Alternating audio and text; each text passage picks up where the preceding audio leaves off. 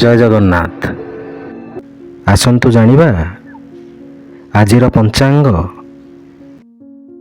ଆଜି ହେଉଛି ଇଂରାଜୀ ମାସ ଡିସେମ୍ବର 23 ତାରିଖ 2024 ମସିହା ସୋମବାର।